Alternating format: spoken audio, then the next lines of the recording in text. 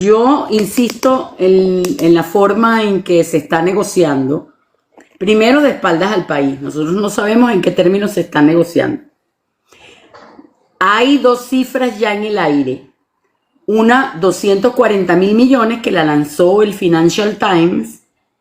Y la otra cifra apareció ayer, que la escuché ayer, antier. Se la escuché al economista Carlos Durich, otro medio internacional financiero, que habla de 95.000 millones. O sea, la diferencia es bastante considerable. Sin embargo, aún pensando en que sean 95.000 millones, es una estafa. Porque no toda deuda que aparece formalmente documentada es necesariamente una deuda legítima. Y ahí es donde yo me quiero detener. Porque ningún acreedor puede tener derecho absoluto de cobro, primero, cuando su ejercicio compromete la Constitución, porque hay que ver qué capacidad tenías tú para emitir esa deuda. Si esa deuda se utilizó para la corrupción o para infraestructura, y además contaba con los controles legislativos establecidos, ¿ok? Pero además hay otra teoría que yo quiero traer hoy a colación, que estudiando este tema, porque nos hemos dedicado a estudiar este tema, y es el tema de si esa deuda afecta los derechos humanos. Si algo hizo Nicolás Maduro fue, algunos dicen que pagó 74.000 millones. Yo era presidenta de la Comisión de Derechos Humanos de la Asamblea Nacional Constituyente en el año 2018, cuando el presidente Maduro fue a rendir cuentas. En vez de hacerlo ante la Asamblea Nacional, lo hizo ante la Constituyente, y él declaró que había pagado 113.000 millones de esa deuda. Estamos hablando del año 2018. De ahí en adelante nadie sabe nada. Evidentemente, con las sanciones, como explica el doctor, con las sanciones no hubo manera de que se pagara nada. Y ahora los tipos pretenden que una deuda que está en el suelo y que la compraron en 5 centavos de dólar, se la paguen en 5 millones. Esa es la estafa. La estafa es, primero, no reconocer la situación de impedimento que tenía el país para pagar. La estafa es no reconocer que los acreedores sabían que estaban prestando plata para el robo y el saqueo del país. La estafa es no reconocer que probablemente quien esté renegociando no tiene, mejor dicho, probablemente no, quien está renegociando no tiene facultad constitucional para hacerlo, porque son actos de simple administración y ella es una encargada. Ella no es presidenta electa, no tiene legitimidad de origen. Entonces, la pregunta la tenemos que cambiar. No es cuánto debe el Estado, cuánto debe el Estado y cuánto tiene que pagar. Yo creo que la pregunta que tenemos que hacernos, y ahí se las dejo para que sigamos pensándolo, es ¿quién contrajo la deuda? ¿Quién tenía competencia constitucional? ¿Se respetaron los procedimientos? ¿Hubo autorización parlamentaria? ¿Para qué se utilizaron los recursos? ¿Quién se benefició? Los acreedores conocían las irregularidades. El pago de la deuda puede hacerse destruyendo derechos fundamentales, que fue lo que hizo Nicolás Maduro. Nicolás Maduro privilegió el pago de la deuda, supuestamente para no caer en default, pero sacrificó la calidad de vida y los derechos humanos de los venezolanos. Y eso es facilito de probar. Mientras más deuda pagaba, más afectación había a los derechos humanos. Entonces, fíjense, hay que distinguir, vuelvo a repetirlo, 3 conceptos distintos: deuda odiosa, deuda ilegítima y deuda inconstitucional. La odiosa ya la explicamos. Alexander Sachs establece en 1927 3 elementos: ausencia de consentimiento, ausencia de beneficio, conocimiento del acreedor de que se está utilizando el dinero para fines no tan santos. La deuda ilegítima es una categoría más amplia. Es una deuda que puede haber sido formalmente legal, sin embargo, ser política, económica y socialmente ilegítima. ¿Por qué? Rescatar intereses privados con recursos públicos, eso ocurrió y no lo denuncio yo, lo denuncia en un paper que publica Miguel Rodríguez por allá por los años 80, siendo parte del Banco Central de Venezuela, y hoy tiene más vigencia que nunca. Traslada pérdidas privadas a la población, que fue lo que hicieron. La renegociación famosa de Lucinchi, donde dice, los bancos me engañaron porque él absorbió la deuda privada como pública. Eso no lo quiere decir nadie, pero nosotros sí tenemos el deber de decirlo. Además está financiando estructuras corruptas de poder, nada más y nada menos. Aceptar además condiciones de deuda mediante coerción económica. Esa deuda es ilegítima. Entonces, la pregunta es, ¿fue legal? ¿Sirvió al interés de la población? Y allí aparece el concepto que nosotros estamos trabajando, que es el de deuda inconstitucional. Porque a nuestro juicio, una de las mayores aportaciones que podemos hacer es que la deuda puede ser cuestionada incluso antes de discutir si fue conveniente o justa. ¿Por qué? Porque puede haber nacido de un acto inconstitucional. En este momento, si tú renegocias la deuda sin tener legitimidad de origen, no tienes capacidad constitucional para comprometer al Estado. Por lo tanto, el consentimiento es inválido. Por ejemplo, que el órgano es incompetente, hay ausencia de autorización constitucional, donde están los convidados de piedra de la Asamblea Nacional, hay violación de procedimiento, 150 constitucional no se está tomando en consideración, además ella se está excediendo de la simple administración, porque ella no es presidenta, que puede, por ejemplo, puede ejercer actos no más allá de la simple administración, actos de gobierno. Renegociar la deuda es un acto de gobierno. Tú no puedes comprometer al país sin tener cualidad jurídica para ello. Además hay ausencia del control parlamentario, hay utilización, no sabemos qué tipo de garantías se están utilizando, pero además pueden estarse afectando recursos estratégicos sin autorizaciones correspondientes. Todo eso hace que esa renegociación no solamente sea una estafa, sino además es inconstitucional de todo punto de vista. Entonces, fíjense, hay precedentes como el caso Tinoco, yo no quiero explicarlo, en el caso de Costa Rica, pero hay un precedente que sí me interesa destacar, y es el tema de los derechos humanos, porque esa es una de mis especialidades. Durante mucho tiempo la deuda fue considerada un problema financiero, pero resulta que hay un paradigma nuevo en el derecho internacional que establece que la deuda también es un problema de derechos humanos. ¿Por qué? Porque el servicio de la deuda, o sea, la carga que se le impone al Estado para pagar,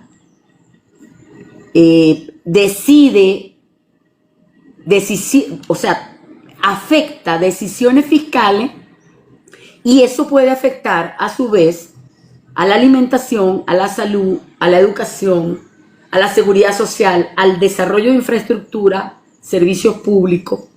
Y esa es la tesis de un autor que se llama Juan Pablo Boholasky. Los derechos humanos limitan jurídicamente el poder del cobro de los acreedores. Ya hay precedentes, atentos, internacionales.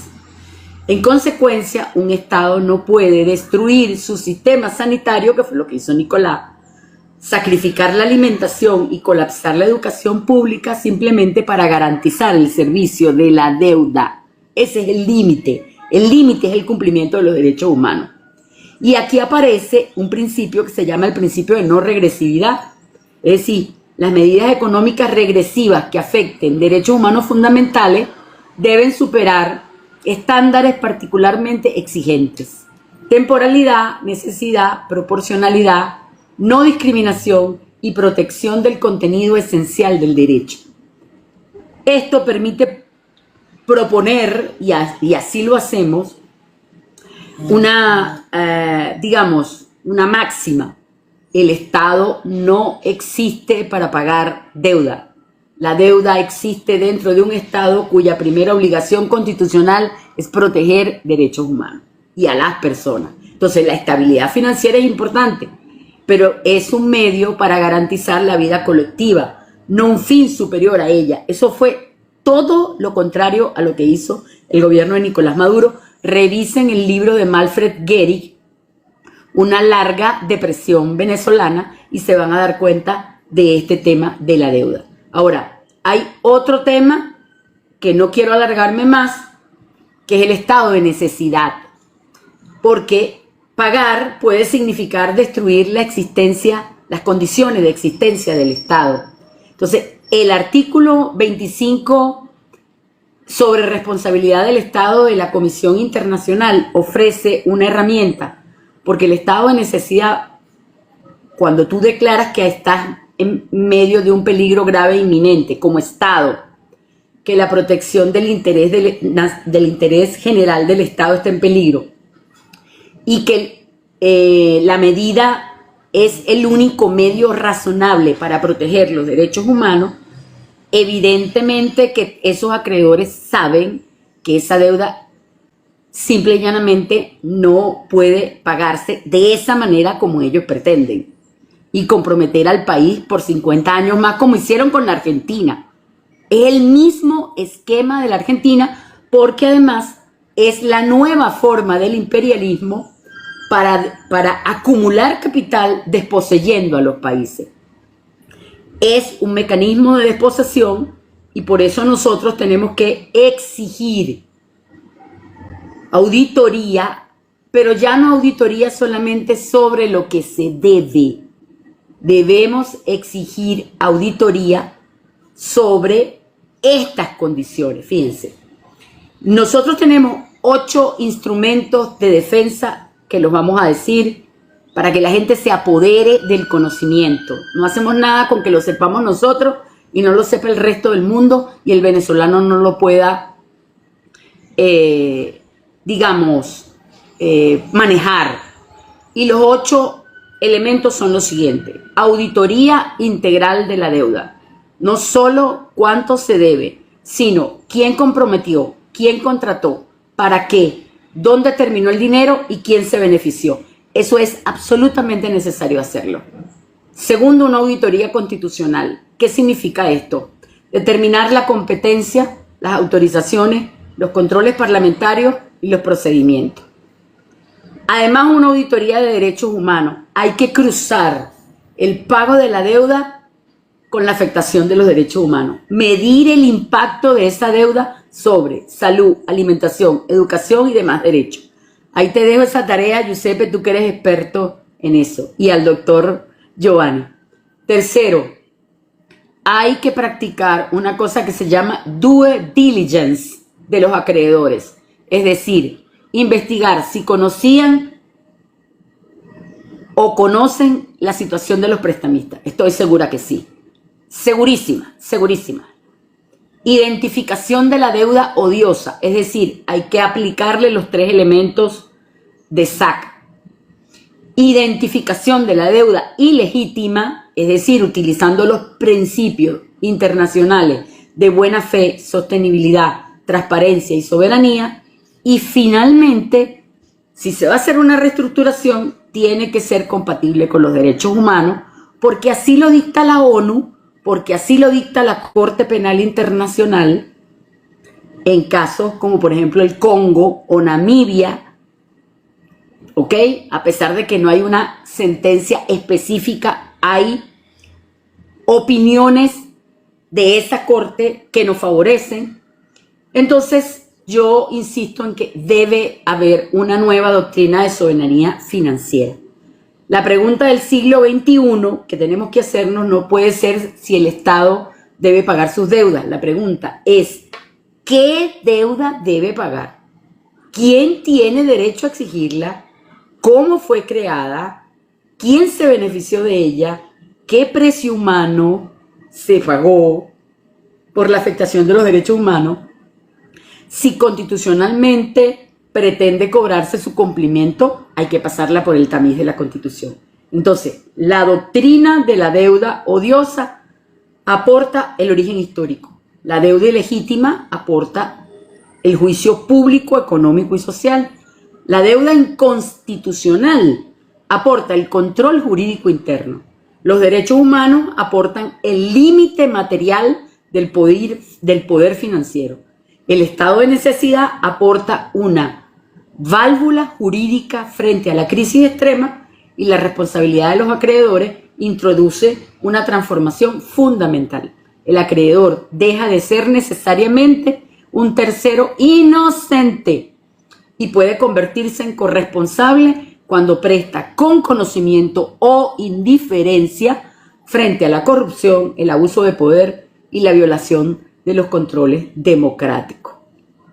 Entonces, no hay una única vía, tenemos soluciones, lo que debemos es exigir que esa renegociación de la deuda, si esta gente sigue con su locura y se llegara a firmar, creo que nosotros tenemos que actuar ya, incluso pidiendo que se incorporen, por ejemplo, una consulta popular, un referéndum consultivo con respecto a la validez de la renegociación de la deuda, pero además el tema de que se involucre a las instancias, tanto fiscalía, porque hay que averiguar.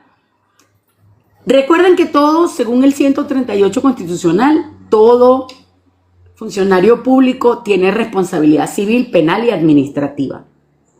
Si nosotros logramos desbrozar la deuda, probar, ¿verdad? Porque se puede, que es ilegítima, porque no se siguieron los controles constitucionales ni parlamentarios, hay responsabilidad penal de las personas que están involucradas. Tendría que involucrarse la Fiscalía General de la República. Tendría que involucrarse el Parlamento a investigar el de piedra. ¿Ok? Y tendría que involucrarse también la Sala Constitucional. Exactamente eso era lo que yo quería aportar el día de hoy, Andrés. Un abrazo y muchas gracias por la invitación.